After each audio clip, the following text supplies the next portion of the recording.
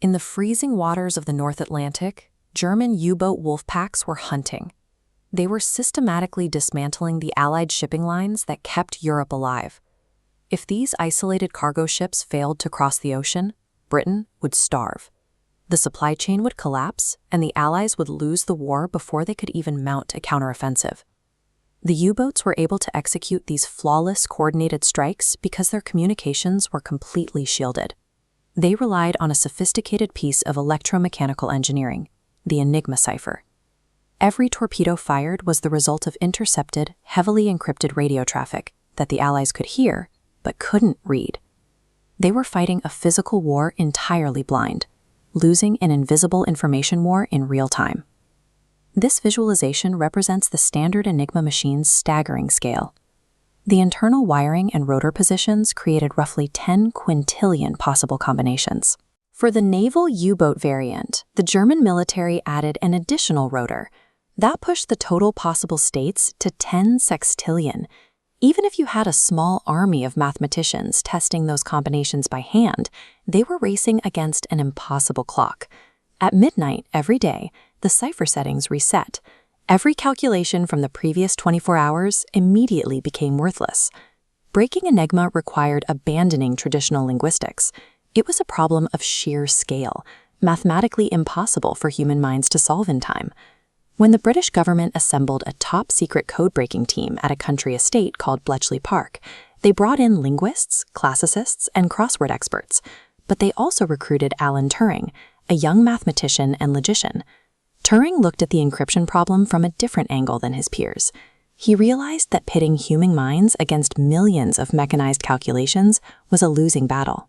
To defeat a machine generating that much complexity, you had to build an opposing machine capable of matching it. Human cognition was the ultimate bottleneck. Turing recognized that code breaking had to move away from linguistic decryption and become an exercise in mechanical engineering. His solution was the Bombay, an electromechanical device designed to tear through the Enigma's mathematical wall. This illustrates the flawed traditional approach, searching through 10 quintillion combinations to stumble upon a single right answer. Turing flipped the logic. Using cribs, probable message fragments, he programmed the machine to search for contradictions. Instead of looking for what was right, the machine identified what was physically impossible, discarding those settings at lightning speed. The Bombay didn't crack Enigma by guessing correctly.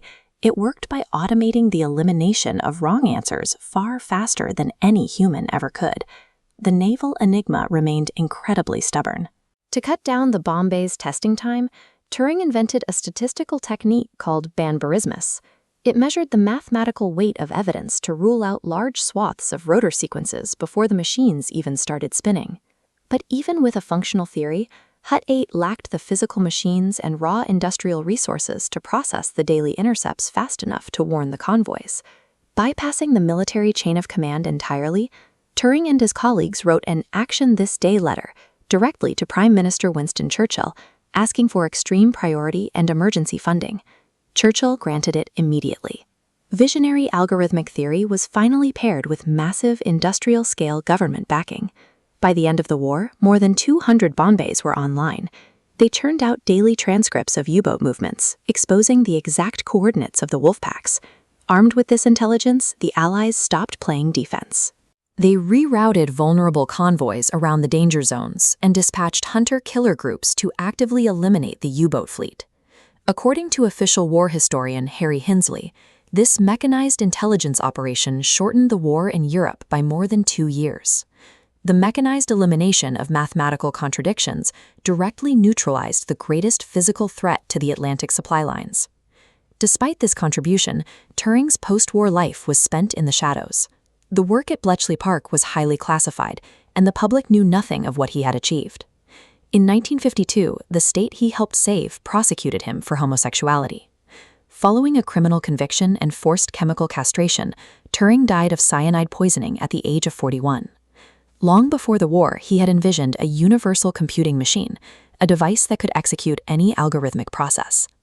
The Bombay was a focused, physical manifestation of that logic. Turing formalized code breaking as a mechanized science. By replacing human intuition with algorithmic logic, he established the fundamental process that drives every modern computer today.